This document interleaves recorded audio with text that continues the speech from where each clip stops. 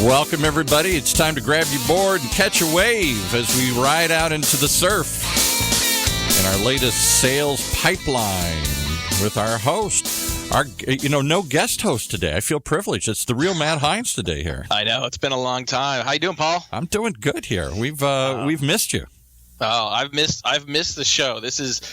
We've been doing this for about a year and a half now. I really, really enjoyed doing it. We moved to a weekly format a little over a year ago. We've had amazing guests, great response to the podcast version of this. So I've missed it. I've been busy traveling a little bit, but I've been excited that we've had some great guest hosts that join and provide you some good value. But thanks again for joining us, Sales Pipeline Radio. We're here every Thursday at 11:30 Pacific, 2:30 Eastern. You can find our past episodes and sign up for the podcast feed at salespipelineradio.com. You can find those always at iTunes Store and Google Play. And as usual, we are featuring great conversation speakers, influencers, thought leaders in the sales and marketing space. And we're going to get right into it today because I think we've got a great topic that we could clearly spend way more than a half hour talking about. The idea of video, as the content channels that we're leveraging get crazier and busier, we're definitely seeing that video is playing a bigger role in helping to differentiate and get messages across and get movement from prospects among, in both sales and marketing channels.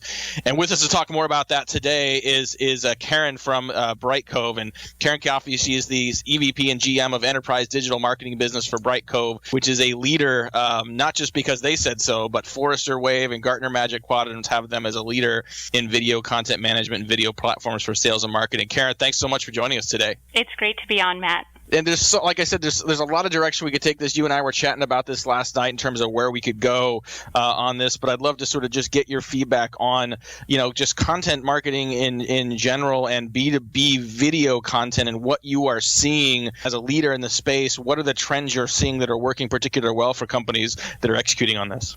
Sure. So to take a step back, we often talk about the modern marketer or the modern sales organization, but really the catalyst for these functions changing is the modern consumer. And we as people buy very differently today than we did a decade ago, and even really than we did 5 years ago. And today's consumer expects information to be instant.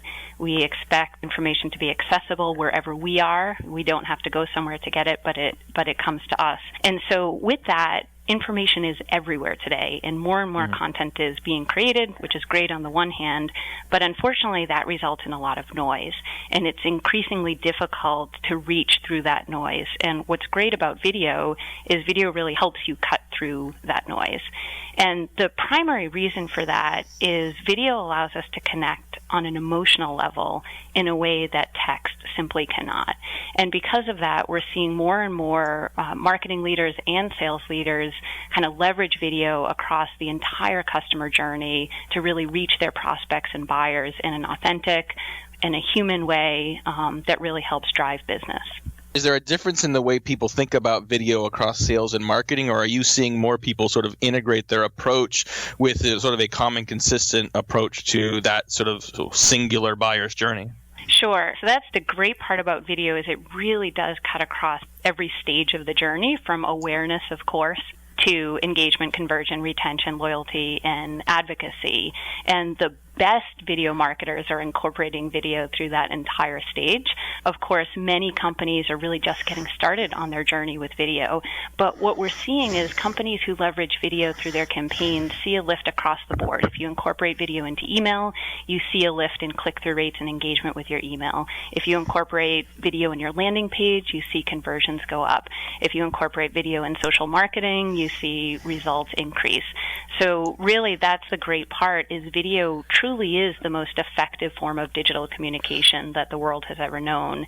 And what's awesome about video is it kind of brings that art of marketing that, kind of going back decades and decades ago, marketing used to be, kind of purely an art. And then over the last 10 years, we moved it to be, almost the other way, which is kind of purely a science. And what video allows us to do is it allows us to get back a little bit to the art, but because it's digital, everything is measurable. And so you can incorporate the science into it. And we can talk about that more if you'd like. No, absolutely. Now, we're talking to Caren at Brightcove today on Sales Pipeline Radio, the impact of video and what it's having on B2B sales and marketing. And, we were talking last night about sort of videos, effectiveness across functions, businesses, devices, and destinations. Let's talk about device and talk a little bit about what you're seeing in the increased usage of mobile smartphones by B2B buyers. I think too often we think of mobile as more of a consumer play, but what are you seeing on the B2B side, and why is video so important for the increasingly mobile accessible B2B buyer? Sure. I mean, the reality is that today we're accessing information wherever we go, and we want that consistent, authentic experience to flow across our devices and also where we're seeing the information. So what's interesting is I started at Brightcove over 10 years ago, and at that point we had no customers. We just had this vision that one day video would be as ubiquitous as text on the web. And when you think about that, 10 years ago we didn't even have smartphones, right? So no one was watching video online, and these smartphone devices didn't even exist. So in the last 5 years, we've just seen this massive change in the way that people consume information, and more of that information is being consumed on mobile devices. And so it's important that when you're thinking about video, and in particular when you're thinking about it from a demand gen perspective, what is that mobile experience like? If you're putting lead forms, for example, on top of your video, which many marketers do, that has to be a very different lead form on top of a mobile video than it does on top of your desktop. You're simply not going to have enough space to be able to really get the conversion. So you've got to be thoughtful about the devices. One of the other interesting things, kind of the really leading kind of cutting edge brands are thinking about new devices such as the television. So with Apple TV and Roku, you can really bring your content, especially video, wherever your user is engaging that. And so primarily B2C brands are starting to do that, but I think that this is even relevant for B2B brands over the next kind of 18 to 24 months is wherever your audience is consuming your content, you should be reaching them, because it's no longer about getting people to come to your site. It's about getting your brand into their hands wherever they are. Absolutely, and I think that part of the reason video seems to be working well is it's very accessible, right? I think that people seem to be more likely to click the chyron in a video than they are to necessarily read your multiple hundreds of word written email. There's a challenge, especially when you have a sales organization using video, of like, does this need to be formal? What am I worried about what's informal? Should I turn the webcam on and say something specific to a prospect? What if my sales rep is just wearing a T-shirt today? Is that going to look bad? I mean, are there particular rules or processes or best practices you've seen in really sort of making video more accessible to sales organizations to leverage better? Sure. That is a great question, Matt. I think the number one rule is to be authentic. So if your company is casual and you wear T-shirts to work, you should, get in your T-shirt and you should talk to your prospect as you are. If you're authentic, then you kind of remove all the other barriers that people sometimes get intimidated by when creating video.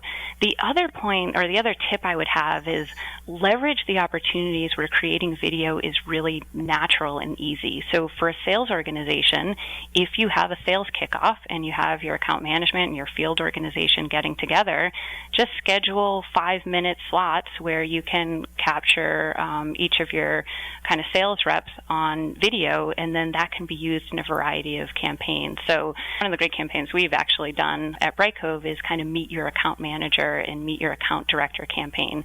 So it's a very personal video introducing dedicated relationship manager, sharing their thoughts on video, but also a little bit about themselves, and it really creates that engagement with your buyer and with your customer, and that kind of human and personal connection. So there's a lot of opportunities to make video production efficient, but the biggest thing I would say is stay authentic. No, I think the authenticity is important. I think that still becomes a barrier for people, that they're worried how that's going to come across. But I think sometimes the more polished it looks, the less it performs, right? I mean, if it looks like it's something that was done off the cuff, it's more likely to get a response. Stephanie, you think about that still that shows up on the website or in an email. If it looks like it was professionally done in a studio, that might in some cases be off-putting. But if it looks like you're in the middle of a sales floor and maybe you are wearing a T-shirt, or maybe you're wearing your Cubs hat because the Cubs won yesterday, or whatever. I think that does, there's a level of relationship building and authenticity that tends to work really, really well. Yeah, and on that note, Matt, one thing I would add is the more personal you can make it, the better you're going to get in a response. So if you are going to take the time to create, a 60-second video to a prospect or to a customer, do your research as you would with any other outreach that you would do and incorporate it into your email. You're going to get, a higher click-through rate if that comes across in the text of the email, and you're going to get a higher engagement rate and appreciation for the video if you can be both personal and authentic. So, what are some best practices for helping people get started? I think the idea of doing video is it's sometimes more intimidating for sales and marketing teams in general, not just for the idea of making it approachable or making it formal versus informal, but do we need to write scripts? Do people review scripts? I think people are sometimes used to the content approval process of written content, but are unfamiliar with how to necessarily do that in a video. And sometimes that unfamiliarity leads to just inactivity and people just not moving forward. What do you guys recommend at Brightcove to just help people get started and not necessarily climb the whole mountain, but at least get to base camp? That's a great question as well, because you can get started in just, as we talked about, everywhere or anywhere. So what I would say is kind of pick what your goal is, right? If you are interested in driving product adoption, then you might want to first start on, some product videos. And just as you would approach any other content piece, really, what is the story that you're trying to tell? What is the goal of this video? What are your KPIs that you're trying to deliver? And then just have a very focused plan. I would say, iterate. So don't try to take on 100 product videos, for example. Just do one and see how that performs. One of the great things about digital video in particular is the metrics that you get. So if you can incorporate that video into your marketing automation platform, for example, you won't just get back that this video was viewed, 2,047 times. You will get back that Matt Hines watched this particular video and he made it 100% of the way through. And so by understanding kind of who your audience is and then putting those metrics behind it, you can really kind of optimize that content. If you're seeing that your target buyer is getting through 100% of your content, that's working really well. If you're seeing that people are dropping off at 20%, then that something is gating their engagement. So I think you've got to kind of have your traditional content strategy up front, but you really, unlike a white paper, which you can download, but you have no idea if anyone's actually read it, or a blog post, which someone hit the page, but again, you don't know if they've read it through. With video, you can truly tell how much of that content is being consumed, and that can go back into your production plan. So, it's interesting. I hadn't really thought about this in terms of the advantage of video, but the feedback loop for you as a marketer seems to speed up significantly, right? Like you put out a webinar or a white paper, and you may see people download it, but you're not sure who read it. You're not sure whether it was valuable or not. With video, you just have a little better access to that information, and theoretically, that should lead to faster iterations of making that content more valuable. Do you see people incorporating video as an addition to their marketing mix? Do you see people replacing other channels or other formats with video? How are people adopting this, especially those that are using the Brightcove platform today? Sure. Yeah, I think so once you start doing video, you will see the ROI is pretty instantaneous, and so therefore video becomes more and more a core part of everything that you're doing. I think as companies start, they complement existing campaigns with video, so they'll add it to email, they'll add it to landing pages. Crazy idea, but sometimes I think a website used to be something you put a video on, and maybe 5 years down the line, a video is something that you put a website on, and video becomes the primary way that we communicate, and we layer on interactivity and engagement on top of it.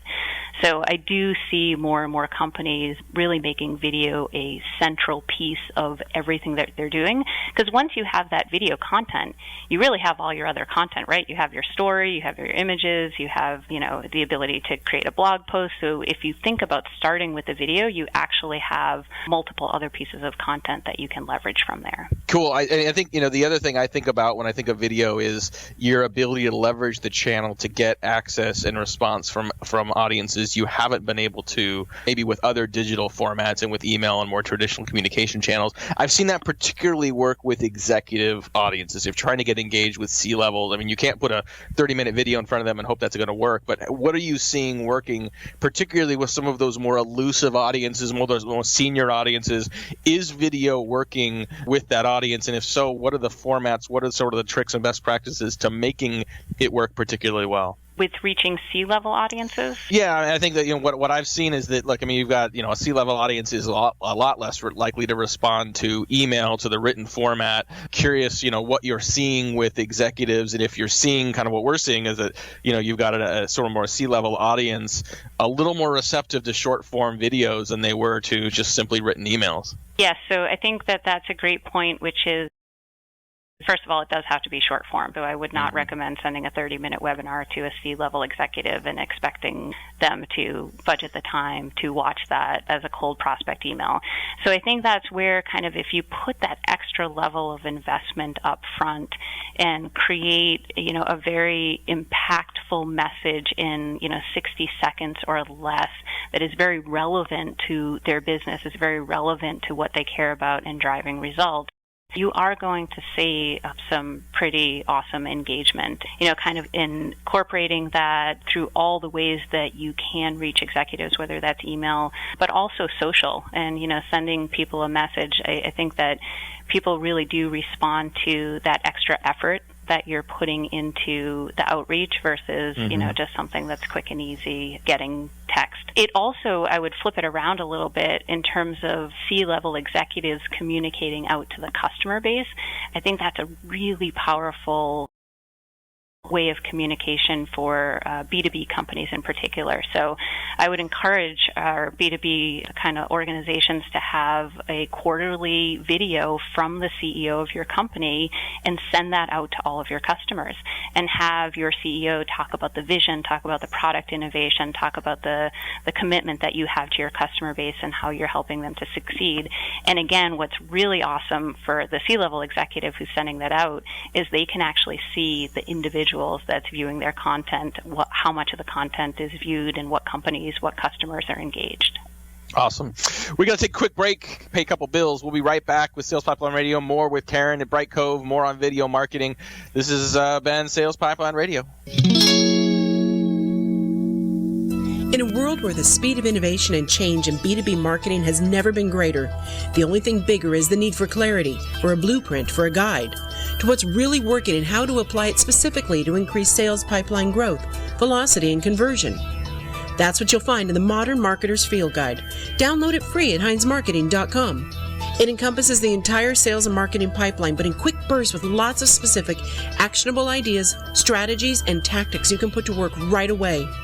The loaded table of contents helps you narrow in on and tackle a problem you're solving right now. Then you can come back when you need something else. Download your free copy of the Modern Marketer's Field Guide at HeinzMarketing.com. That's HEINZ Marketing.com. All right, back to the world of video as we talk about it here on radio. Absolutely. Well, I know we've took a little late break here on Sales Pipeline Radio, so we're going to a few more minutes here with Caren at Brightcove. If you like the conversation today on video, make sure you catch a replay of our conversation with Caren on salespipelineradio.com. You will find that on our website at HeinzMarketing.com next week, and a transcript of this conversation in a Q&A format on our blog at HeinzMarketing.com as well. And make sure you join us every week live. We're always live 2:30 Eastern, 11:30 Pacific, and available anytime on demand through the podcast at the iTunes Store and Google Play. And as we wrap things up a little bit with Caren from Brightcove, just curious, if you're willing to really be able to share any examples of some of the campaigns that Brightcove has done on the content basis. I always find it really interesting, when we hear about how Marketo does marketing automation, for example, and curious what some of the things that you've learned and some of the things that have worked particularly well for Brightcove to use, video across sales and marketing channels. Sure, I'd love to talk about that. So, of course, we very much believe in video, and we're using it through the entire journey from kind of outbound prospecting to website, social, throughout the entire journey. But one of the campaigns I'm particularly excited about is how we've tied it into account-based marketing. So we adopted account-based marketing as an organization about 15 months ago, and it is part of our marketing strategy. And when we're kind of putting together our target account list for that, one of the things that we realized is, kind of with account-based marketing, we are the leader in the space, so we have more customers than anyone else in our space. But our competitors, for example, would be taking our customer base as their kind of target account list. And so we had this realization that if, the market was out talking to our customers in a digital way and we were not, that was not a good situation. So we've actually incorporated our customer list into our account-based marketing approach, and we've really incorporated video as a key component of that campaign. So Brightcove tends to work with some of the kind of more global, larger scale organizations, and oftentimes we have a customer in one division, another business unit might not be aware that the company is already using Brightcove. So we have this very personalized video campaign where each of our account directors will say, hi, my name is Caren, and I am the relationship manager for your account. You're already a customer of ours, and I would love to show you how you can succeed. And so that is a kind of tying in personalization, it's tying in account-based marketing, it's tying in video, and we've seen just tremendous results in that campaign, hundreds of meetings being set up from it.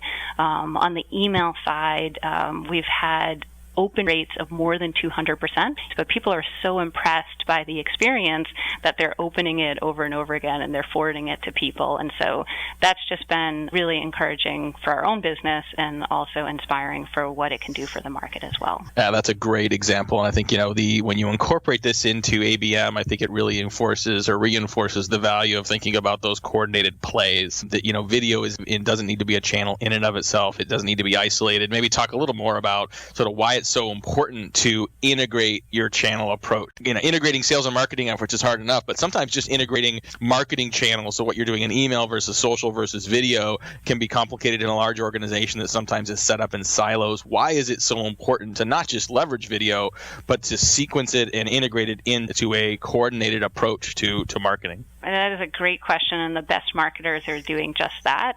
But consumers are really looking for consistent and authentic experiences, and video should not just be something that you do in a silo. It's really central to every communication you have. And I think that also goes into the system. So we talked about extending video into your marketing automation platform, but really what that allows you to do, it allows you to score your leads as people are watching your video. It allows you to route the leads.